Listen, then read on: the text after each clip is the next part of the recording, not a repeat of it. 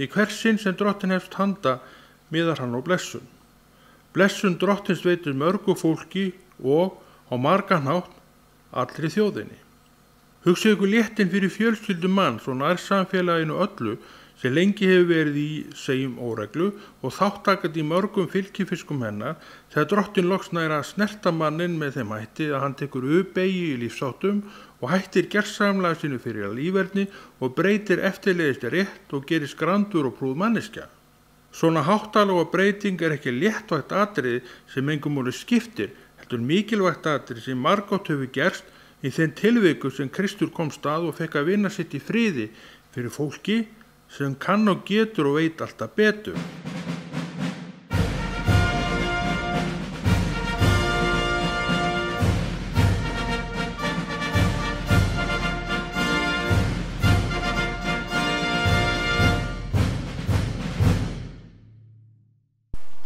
Smávegis togarútgerð á Íslandi.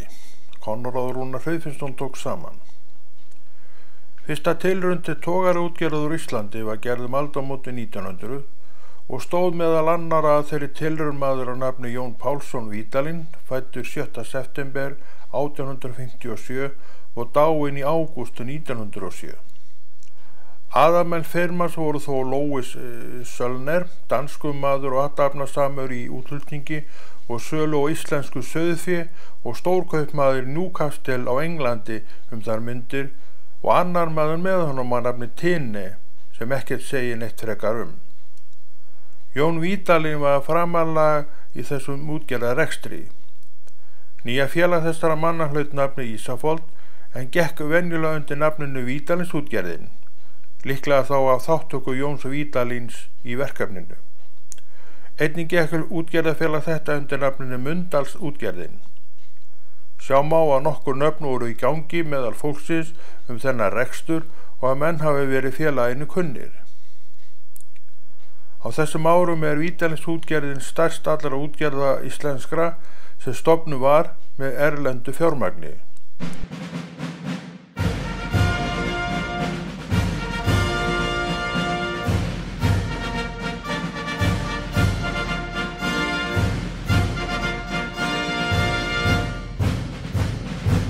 Hver sem segist trúa á að Jesús lifir sjálfur því lífi sem Jesús býður og keppist eftir að vera honum til þægilegs ilms með verkum sínum, orðum og athöfnum.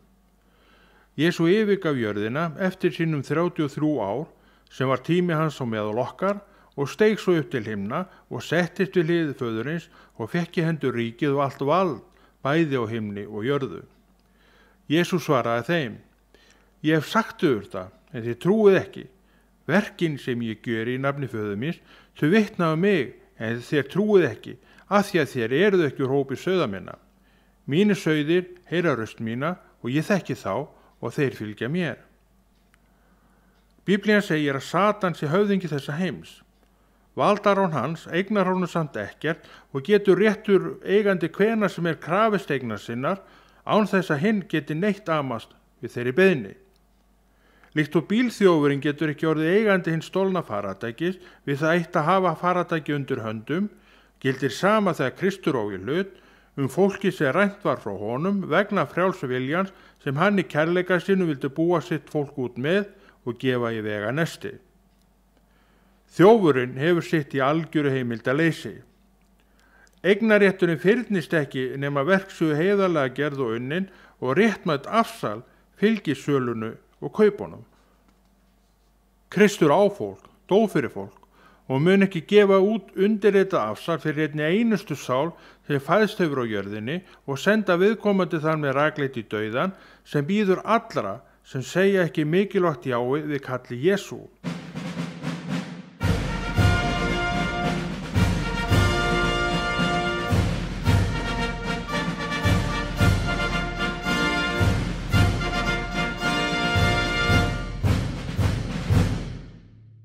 Kæri sjómenn,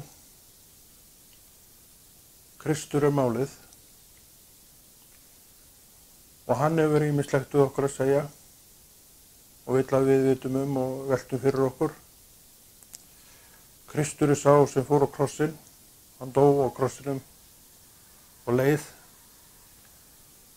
Hann gerði þetta til að bjarga okkur frá dauða sem að syndin hellti yfir okkur. Við báðum ekki en gerðist. Hann sá sem að koma öllu til gott lag aftur, en við þurfum að fylgja og tilheyra. Sá sem á hann í hjarta sínu hólpinn. Hann getur farið frjáls ferða sinna.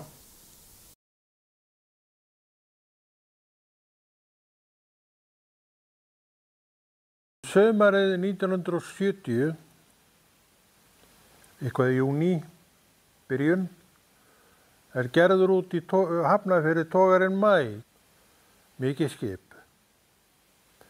Og landsfrægt skip líka því að sjómenn sem að þekktu til báru nú flestir virðingu fyrir þessu skipi vegna þess hversu vel það aflaði. En ég sem sagt 16 ára gamall pegi lét þá gamlan draumi rætast að verða áhafnarmeðlimur og togara. Og ekki var það nú svo sem illa valið þegar fyrir valinu varð togarinn Maí, þetta landsfræga skip.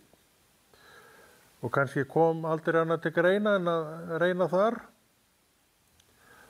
Og ég hringi skipherr og hann spyr mig aldur og annað slíkt og hvort ég sé vanur. Ég sagðist vera vanur sjó allan, ég hefði verið á vertíð frá því í janúar það ár, 1970. Og hann ræði mig upp á hálfan hlut. Og ég sem sagt mæti með pjöngur mínar og poka. Og það ennþá þeir tímar þegar Maí að fara að til siðs var að koma á bryggjuna og horfa á skipið fara því að það var oft eitthvað sjói kringu það. Og ég þarna sumarið við ágætt atlæti og svo fer skipið í slipp. Á meðan hringir síminn og stýrimaðurinn á hinum enda línunar og segir mér það að því miður þá komist ég ekki með haustið. Vanir menn voru alltaf látnir ganga fyrir og maður vissi þetta svo sem.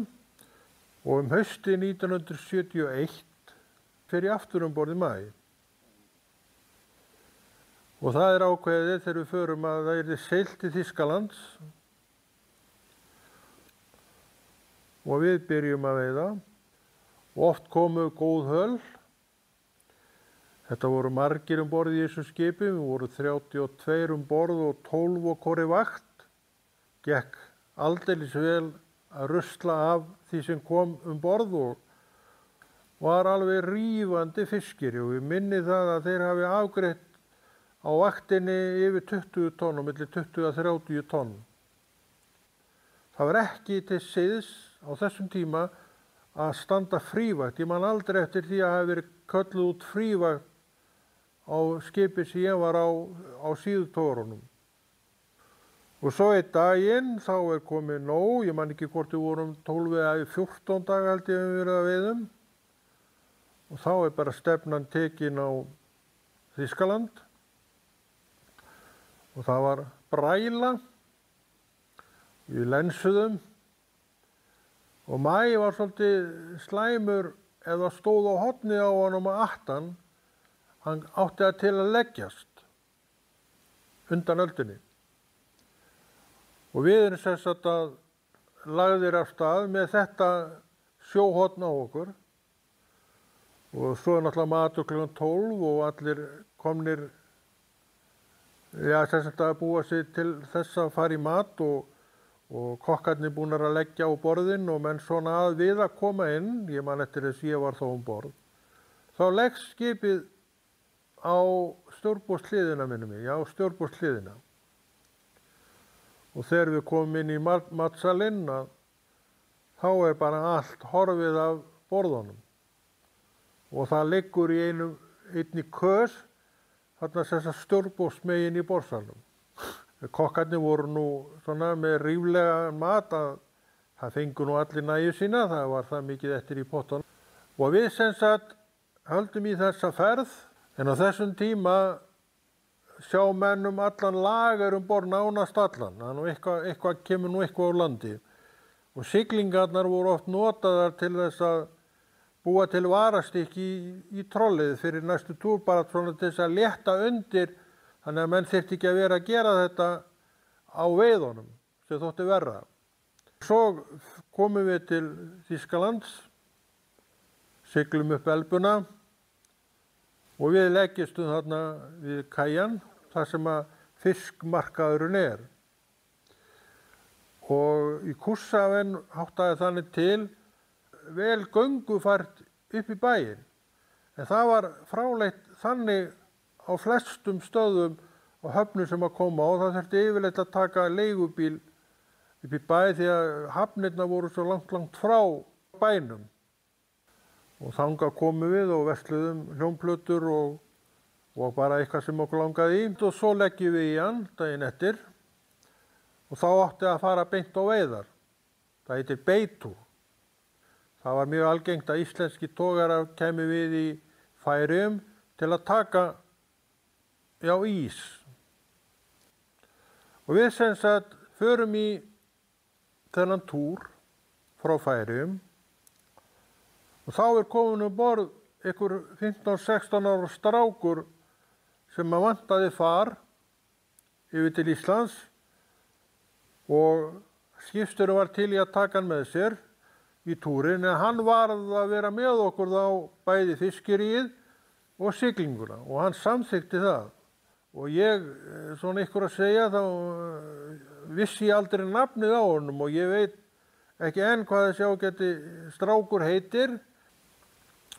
Frá þeim tíma hef ég ekki séð hann, ég heyrt og veit ekkert hvað af honum varð. En ég sem sagt á maí þessum í einn túr í viðbót og það var ekki siglt á, það var heimalöndun og næsti túr þar á eftir jólatúr og þá var búið að ákveða það að sigla til Englands þá. En ég semst ekki með þá og tími minn borð í maí þessum þar með lokið. Júní kom vorið, kom 17. júní, var það ekki, vorið. Og ég fer borð í hann í september 73. En ég hætti á sjó 86, eða reyndar hætti á togarunum 82. En fer yfir í fraktina og í fraktinni þangað til að ég gengi land með sjópokann minn, orðinn saddur á sjónum og hef ekki haft neina löngun til að fara á sjóinn eftir það og fljótlega upp úr því þá fer ég alveg farið inn í kirkjuna og við erum stödd hér í kirkju sem ég er búin að vera frá því 2000. En það verður gaman að kíkja á þetta sem komið og víða leynist nú hellingsfróðleikur og það nú svona markmið hjá þessum náunga að vera nú með svona þætti sambland af fróðleik og umfram allt auðvitað skemmtun því að þetta á alveg að geta haldist í hendur. Góður fróðleikur í raun ágæti skemmtun. Og það nú líka þannig með þessa blessuðu sögu, skipa og sjómennsku. Hún togar nú alveg ótrúlega í ennþá og maður getur ekkert neitað því. Samt var ég stystan tíma á sjó. Þetta voru nú ekki nema 16 ár sem ég var á sjó og hef gert eftir það við helling af alls konar verkum. En einhvern veginn satt hún eftir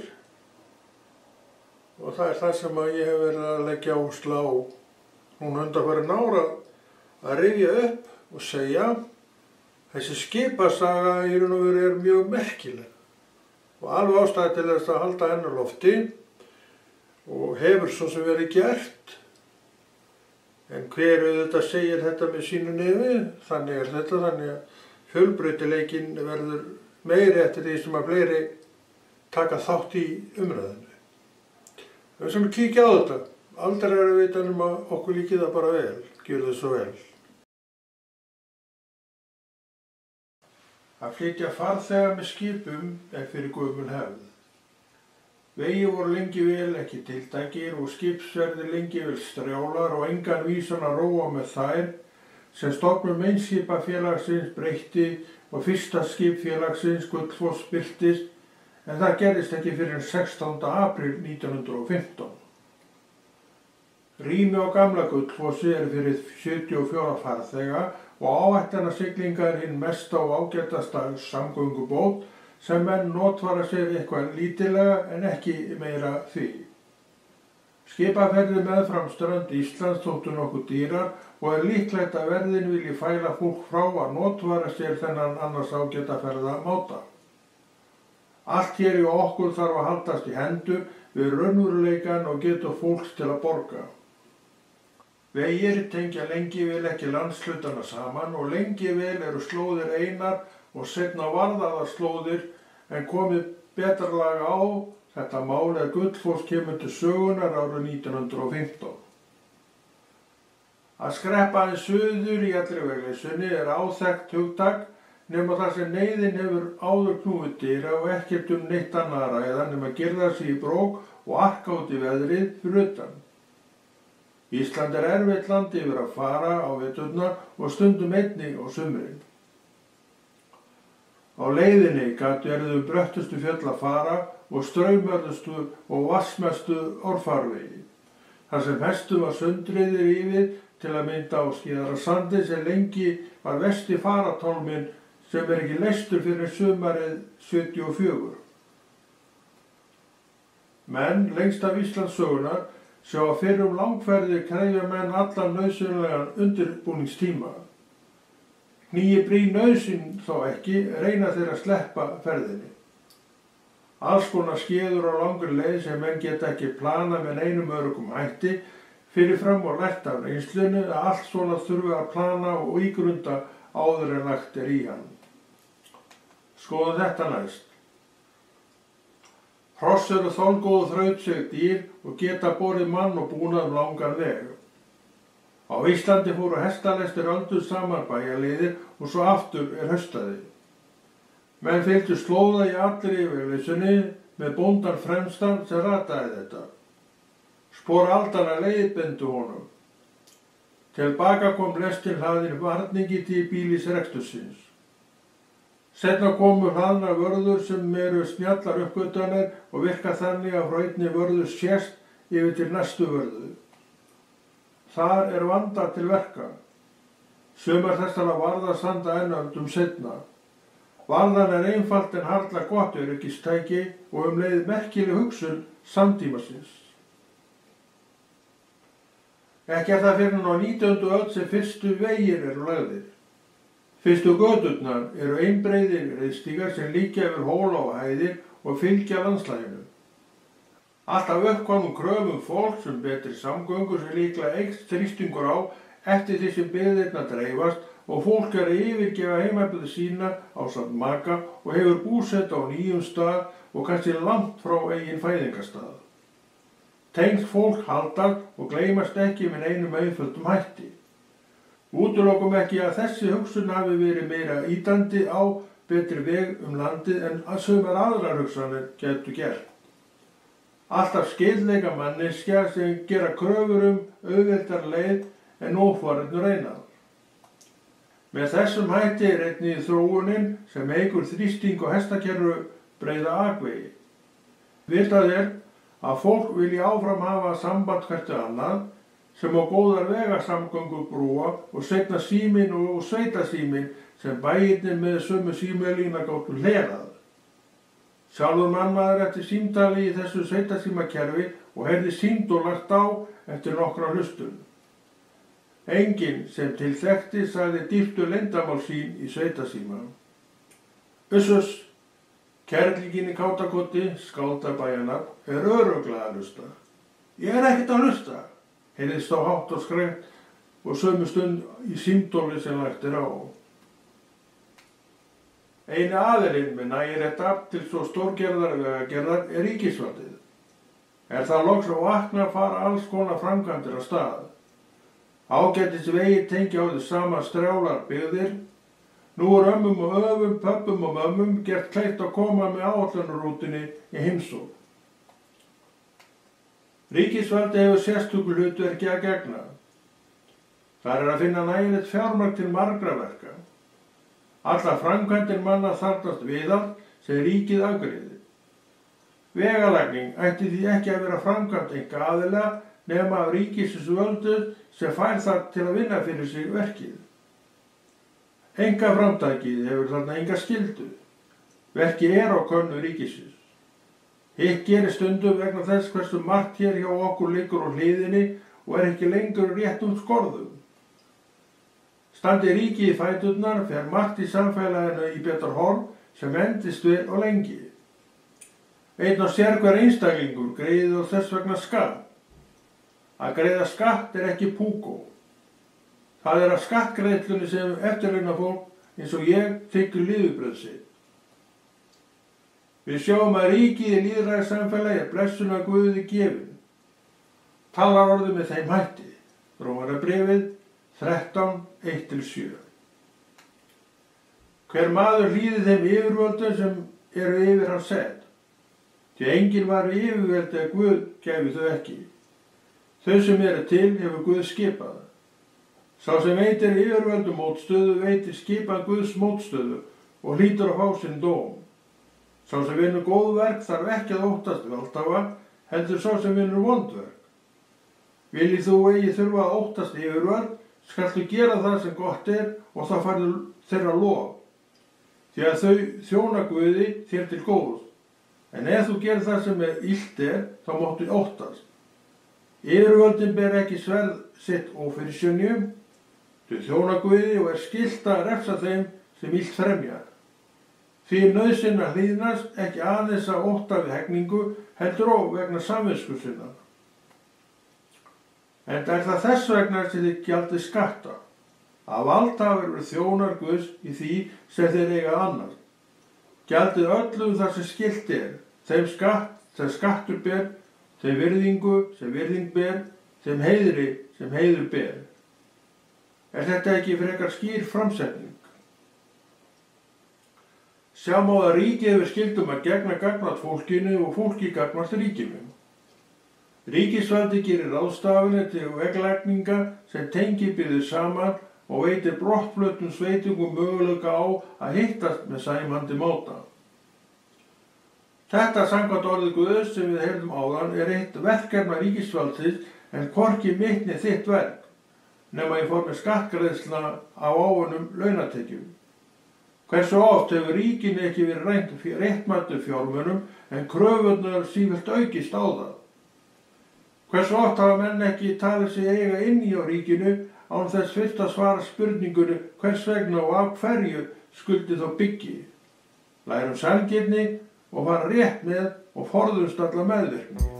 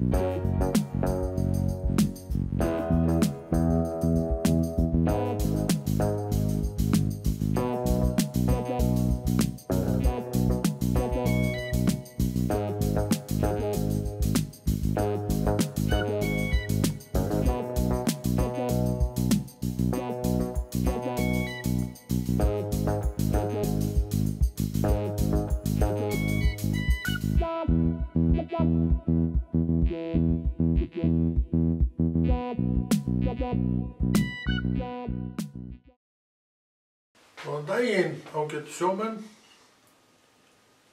Til hamingju með enn eitt sjómannadaginn ykkar og okkar. Hér talar fyrrverandi sjómaður sem ekki hefur verið við þetta í mörg ár. Áratugi reyndar. En einhverra hluta vegna hefur haldið í þennan tíma fyrir sjálfan sig. Einfaldlega vegna þess að honum þessi tími honum kærari kannski flestum öðrum tíma sem hann hefur lifað og hefur hann þó lifað marga magnaða tíma, það verður maður að segja. En ég ætla að byrja á því að fara úr úlpenni minni, hækjarninni. Ég þekki það nú á sjónum. Það gat verið heitt, en það gat líka verið kalt. En þó ég hafi ekki verið á sjónum í áratugi, þá er þetta mjög svona ferskur tími hjá mér að mörgu leyti. Ekki að öllu leyti, en að mörgu leyti. Og maður sund eins og gert hafi í gær og hefur einhvern veginn haldið í. Ekki væntu þennan tíma og þessa reynslu sem ég fékk sem ungur maður, ég var ungur maður þá.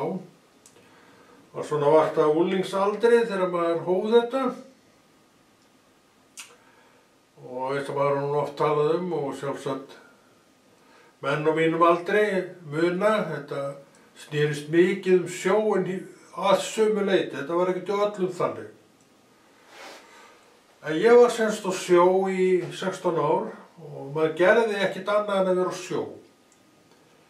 Maður skipti á milli skipa og kannski gerði of ofta því, en þó maður verið að skipta á milli skipa og verið stutt á hverjum stað ofta á þessu skipum og þá var maður sjómaður. Maður verður víst að eiga það sem maður á. Og að fara í land, jú, það kom fyrir að maður fór í land og vann í landi, en aldrei með það markmiði en að vera þar bara tímabundið, stund. Og það var. Þetta sumarið kannski, þá fór maður aftur á sjó og yfirleitt borð í togara sem að sigldu á þeim tíma. Siglingarnar voru svona hluti af þessu öllu saman og mér líkaði alltaf vel við siglingarnar, gaman í siglingunum að því leyti til. Þetta var svona tími afslöppunar. Þetta var svona frekar rólegt á siglingunum en þó ekki alveg því að það voru staðnar dagvaktir og þá unnu menn á dekki við að útbúa lagerinn og allt saman það. Þannig að það var nóg að gera í sjálfu sér en samt afslöppun. Þú varst bara restur klukkan 8 morguninn eða þú áttir dagvaktina og svo bara komst þú inn og inn minn klukkan 5 daginn. Það var klukkutími í mat og kaffitími bara eins og gerist í landi, þannig að þetta var allt annað svona umhorf. Þetta var sjómennskan mín, hún var þessi og rosalega greift í minn huga. Svo var það eins og með það og svo margt annað hjá manni að undan þessu fjaraði með tímanum að dyrum þær væri lokað. Og það er líka gott að upplifa þetta, annars ertu að togast á við þetta og það er ekki gott að vera að láta eitthvað togast á við sig. Ferð Páls postula til Ítalíu. Í Nýja testamentinu greint frá ferðum Páls postula með skipið frá Adramyttium og Páll fanginn þar um borð en samt ekki vegna afbrot heldur trúarsinnar á Jesú Krist. Mörg trúsystkini okkar hafa eftir dag Páls postula hafnað í sömu aðstoð og Páll og gert að sömu ástæðu og sumir eru líflotin vegna trúar sinnar rétt svo Páll sem var hálshöggvinn. Að þessu sjáum við óformátt og áhrif drottins Jesú sem svo margir óttast einkum áhrif hans á sig. Ástæða veru Páls postula um borð er að hann hafði áður skotið máli sínu til keisarans og sjóferðum var farin til að koma honum til Ítalíu og þar fyrir keisarann. Á þessum tíma voru Rómverjar enn volduð þjóð og vildu menn hafa þá góða. Skoðum málið. Jóhannesarguðspjall, 11. kafli, 47 og 48. vers. Æðstu prestarnir og farisæarnir kölluðu þá saman ráð og sögðu: Hvað eigum við að gera? Þessi maður, Páll, innskot mitt, gerir mörg tákn. Ef við leyfum honum að halda svo áfram, munu allir trú á hann og þá koma Rómverjar og taka bæði helgidóm okkur og þjóð. Við sjáum þennan 8 gyðinga við vald Rómverja sem eru hvar í dag. Það er Jesús sem lifir, ekki satt. Borð eru nokkur 100 manns, bæði fangar og hermenn, að gæta fangana og skipið auðsjónanlega nokkuð stórt. Páll kemst til Rómar, en hittist hann og keisarinn nokkun tíman. Það atriði er ekki sérlega skýrt. Sekt hans var nú ekki meiri en þetta. Rómverjar á þessum tíma notuðu oft 30 til 50 metra löng skip til að sigla á yfir Miðjarðarhafið. Þeir notuðu og ýmsar gerðir skipa og fluttu 100 tonna farma og fjölda farþega á þessum skipum í hverri ferð. Rómverjar voru taldir frábæri skipasmiðir. Við sem þekkjum betur þessa sögu Páls postula vitum óveðrið sem skipans lendir í og orðlög þess veginn á Möltu, þar sem það steytti á skeri og liðast í sundur á öldu rótinu og allir borð komast heilir í land. Líklegt er að skip þetta hafi ekki verið neitt sérlega sterkt skip, neitt traust skip sem marka má að því hversu fljótt skipið brotnar eftir strandir og bendir til slæms ástands.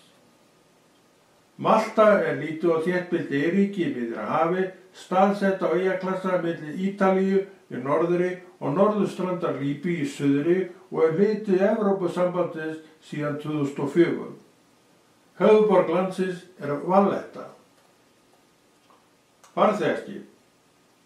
Það er á 19. öld sem þessi stóru farþegaskip úr stáli fara að koma fram og sigla höfin með 100 farþega borð og þjónustuliði eins og þar til að annast allan þennan hóp farþega sem munu þá njóta þjónustu fjölmenna þjóna hópsins.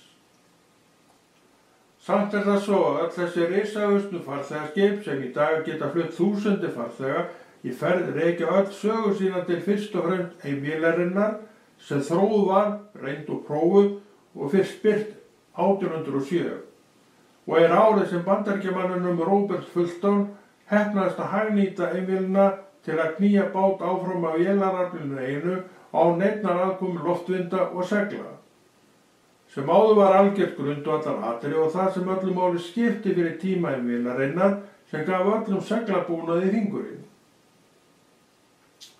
Það er akkurat þetta atriði með vélina sem menn geta stigið næsta skref kemur að frekari skipa hönnun og smíði stór skipa sem ná upp miklu hraða á sjónum. Eins og vænta mátti og til að byrja með ganga hönnuðir þessir í gegnum fjölda erfiðleika. Alla 19. öld var óþreytandi að vinna unnið við að ná þessum framkvæmdum og áhugaverða markmið og eru margt reynt og enn fleira þróað áður en sigur vinst. Að endingu var öllum seglabúnaði seglskipa skipt fyrir vélbúnaði og skipskrúinni sem eftirleiðis knýr skipin sína leið hafs í sjóveg, segliði komið í glattkistuna en tekið þaðan og breytti leikföng fullorðinna manna og kvenna. Sem að gerist með íslenska hrossi til sveita og sumbar sjávar, það fekk öll erfiðustu verkin en vélin leysir af og aflökur og býr löngu síðan til hestahoppi manneskja í bæjum og kauptúnum sem gefur íslenska hestinum nýjan séns. Síðan var til keppnishestamennska sem í dag er viðurkennd íþróttagrein sem Sigurbjörn lengst af sigraði alla í. Tíma áttu þessi vélknúnu skip erfitt uppdráttar andspænis seglskipum sem menn vitaskuld þekktu aftur á bak og áfram og vissu allt hvernig ætti að hegða sér á sjónum. Með tímanum láta menn þó undan vélarkraftinum og skrúfu búnaðinum vegna þó augljósara kosta og er ekki lengur algerlega háðir veðri og vindum til að komast á leiðarenda eins og árþúsundin og undan. Ekki er það þó fyrir 1911 sem menn taka að notast við dísilvél og er fyrsta dísilskip heimsins Selendia. Það er smíðað í dönsku skipasmíðastöðinni Burmester og Wayne sem stofnað var 1865 og lokað árið 1996. Árið 1818 var smíðað austur í New York 380 smálistaskip með fullum seglabúnaði, auk spaðahjólana sem knúið var 72 hestafla vél. Spaðahjólin voru höfðu miðbyggskipana, hvort sínum megin og síðunum og voru mikil og stór hjól og snúið af vélarafli og komu skipunum á ferð. Ég tel að flest spaðahjólaskipana hafi einnig, kannski fyrst og fremst, talið til seglskipa en verið gripið til spaðahjólana ef enginn væri vindurinn. Svona mín skýring. Þetta skip frá árinu 1818 hlaut nafnið Savannah sem eftir nokkra reynsluferðir leggur á stað yfir Atlantshafið árið síðar, 1819, og er 25 daga frá Savannah í Georgíu til Liverpool í Englandi. Ferðin vakti gríðarlega athygli. Skipið gekk fyrir vélarafli aðeins nokkur hluta leiðarinnar og höfðu menn sjálfsagt lent í basli með vélina. Líkt og vænta má og vel hægt að gera ráð fyrir með svo flókna nýjunga í höndunum og skipsvél sem enn er tilraunastarfsemi sem eiginlega enginn veit hvort takist eða gangi upp og verði nytsamt verk og hvort niðurstaðan sé jákvæð eða neikvæð. Báðir þessi valmöguleikar eru í boði og svo að sjá að niðurstaðan sé verkefninu neikvæð. Þegar Savannah kom til Ameríku eru vélarnar úr henni fjarlægðar en skipið þá gegnt hlutverki sínu og eru viðurkennt sem fyrsta einknúna skipið til að fara yfir Atlantshaf. Great Eastern.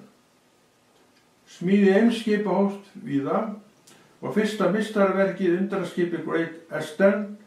Aldrei fyrr hefur verið smíðað jafnstórt skip og liðið fjöldamörg ár þangað til jafnloki þess í stærð sást á heimsögunum. Great Eastern var 692 fet á lengd, rúm 52 feta breitt og 58 feta djúp. Skipið var knúið áfram venjulegri skrúfu auk tveggja skófluhjóla á sitt hvoru síðu. Á fyrsta farimi var pláss fyrir 800 farþega, 2000 farþega á öðru farimi og 1200 farþega á þriðja farimi.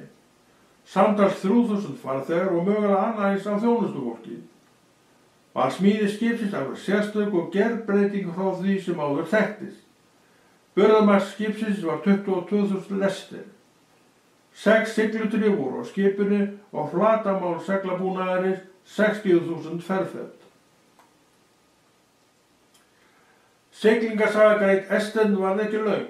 Skipið fór nokkra ferði yfir Atlantshaf og var svo merkust þegar skipið lagði fyrstu símalínuna milli vestur og austur álfu. Eftir það lá skipið árum saman í breskri höfn og dagar loks uppi. Sagan geymir í annars stað nafn skipsins og skipasmiðsins Brunners. Á milli breskra útgerðarmanna hófst kapphlaup að eignast sem stærst og hraðskreiðara skip og er það kapp sem rekja má eins land- og siglingasaga breskra skipa nær. Þetta er kapphlaup með svona sprettum eins og gerist þegar hlaupari reynir að komast fram úr öðrum hlaupara á hlaupabrautinni. Rétt fyrir aldamótin 1900 voru smíðuð systurskip sem hétu Sampania og Louisiana og hvort þessi 13.000 lesta skip. Þessi skip fara þó fram úr öðrum skipum heimsálfanna. Hér er það ekki verið að ræða neina samkeppni milli þjóða, þetta er miklu meira breska heimilissamkeppni ef svo má orðið komast. Við sjáum hér gríðarlegan hug útgerðarmanna farþegaskipa til að láta skip sín skara fram úr öðrum skipum og vera sjálfur með flottustu og bestu skipin í sínu rekstri. Þetta er ekki lengur. Er ferðamáti fólks enda gerbreyttur og viðmið önnur en skipsferðir. Flugið hirti obba allra farþega flutninga og stóran part vöruflutninga.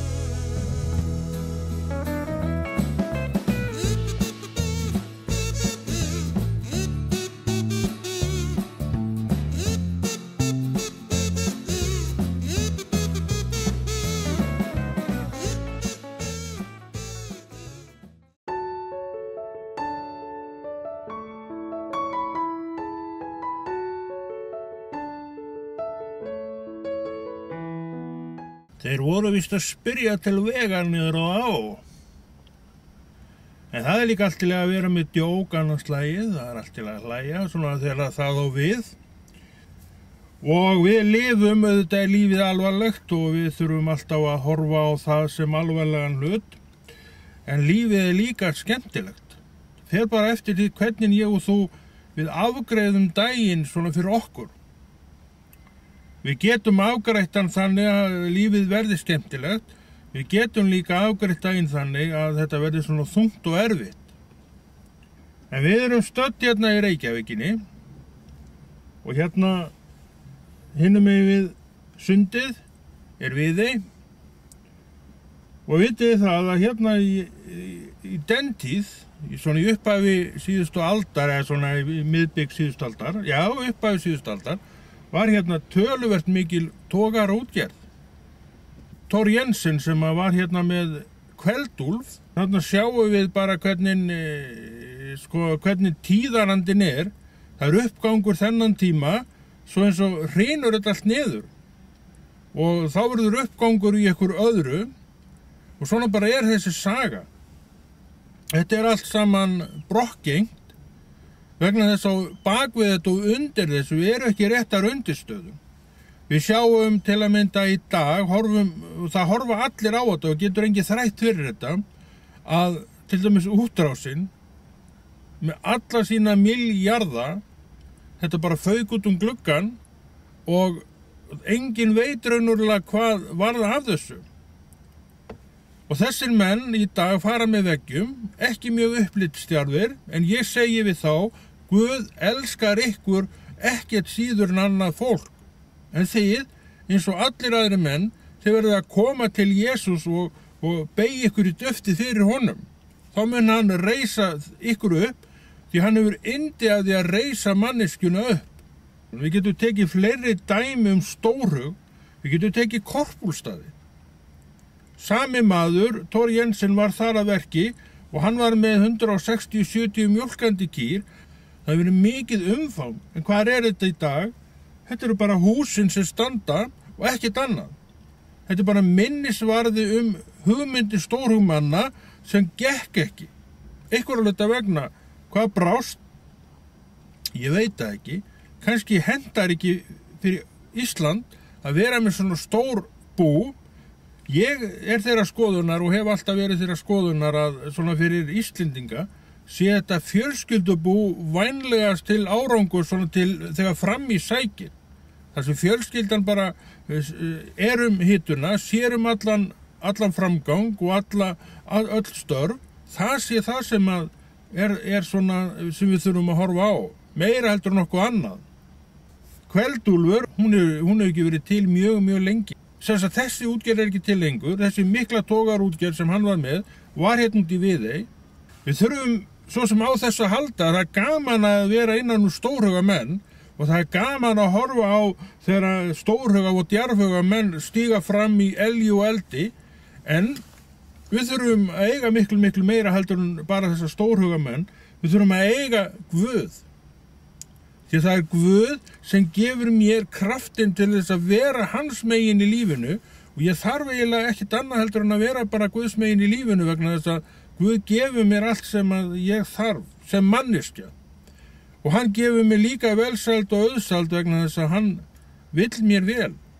Hann vill umfram allt að ég sé með sér á hverjum degi og það hef ég reynt að gera. Það hef ég valið fyrir sjálfa mig að gera vegna þess að þetta er bara mitt hlutskipti í lífinu. Jesús dó fyrir mig, ekki það? Biblían kennir það að Jesús hafi dáið fyrir mig og hann vill endilega að ég sé líka bara það sem hann er í húsi sínu, að tilbiðja hann og tigna eins og mér er ætlað að gera, en ég get valið eitthvað allt annað. Ég alveg eins og þú get valið náttúrulega bara hvað sem er. Ég get valið fyrir mig að gera stjarfhuga og stórhuga og vaða áfram í einhverju blindni, alveg svo aðri menn. En það er bara ekki mitt hlutskipt og það er ekki löngun mín að fara neitt út í þá sálma fyrir mitt líf. Ég vil byggja mitt líf á allt öðrum gildum heldur en þessum. Þetta þurfum bæði og þú að hafa eitthvað á milli handana, við þurfum eitthvað nöyr á milli handana. Drottinn sér okkur fyrir því hann hefur gert það við mig og ef þú ert trúið manneskja þá hefur hann líka séð þér fyrir þessum hlutum en hann vill gera lífið þægilegt og gott þannig að þú horfir út í daginn með bjartsýni og einhverju vonar glætu í augunum. Það er þetta sem Guð vill að við gerum og við eigum því að þá er okkur allir vegir færir og bjargirnar út allt. En við þurfum auðvitað eins og aðri menn og aðra konur að standa upp og sækja þetta. Sá sem ætla bara að sitja og horfa út í loftið, hann bara situr og horfur út í loftið, þá gerist aldrei neitt hjá slíkum einstaklingi. En þetta er ekki það sem við viljum gera og þetta er ekki það sem að Drottinn Jesús vill að við gerum, heldur vill hann að við séum aktív í lífinu. Tökum þátt í lífinu með hann að leiðarljósi. Það getum við gert og þetta ættum við að vilja gera vegna þess einfaldlega að þetta er góður póstur fyrir mannin að vera í. Já, við erum stödd hérna innan við girðinguna sem að hér er, en ég veit ekki hvað myndi gerast ef þeir kæmi nú kallarnir og lokuðum inni, þá kæmist ég sennilega ekki tíðan út fyrir með vorskipunum í vor. Og það væri nú ekki gott mál. En ég held að þetta sé nú allt í lagi vegna þess að þó að þetta sé svona bannsvæði, þá er það nú alla bannsvæði þegar ekki að vera, þá hljóta menn nú að mega skjótast hérna inn fyrir. En á við þennan kaja sem ég er við hérna, að þá koma heilmikil skemmtiferðaskip á hverju einasta sumri og hugsaðu ykkur möguleikana, bræður og systur, ef við værum hér þegar þessi skip er að koma og ég tala nú ekki ef að við værum með eitthvað áætlanir inn í ferðamannapakkanum og við getum boðið, því að það má alveg búast því eitthvað af þessu fólki sé trúað fólk og við getum boðið því upp í rútu og keyrt eitthvað gullring eða silfurring og sem trúaðar manneskjur.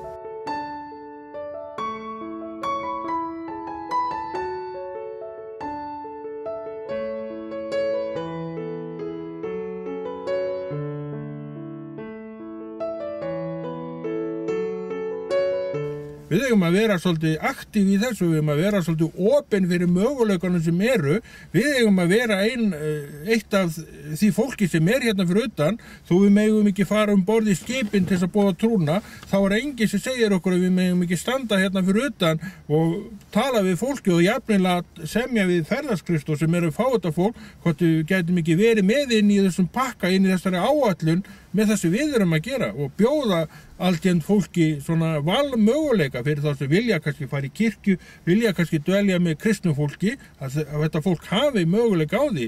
Eins og vorum að segja áðan, þá var það alveg mjög líklegt að einhver af þessum stóra hópi sem kemur með stóru ferðaskipi, kannski 1000 manns, þannig bara er þetta útlenda fólk sem kemur með þessum skipum, þó ekki sénum einn eða tveir borði hverju skipi, hann elskar það þegar hann fær svona sendingu. Og líka í þessu landi séu menn að gera sama og þeir gjarnan vildu gera sjálfur en eru kannski ekki mjög aktífir í.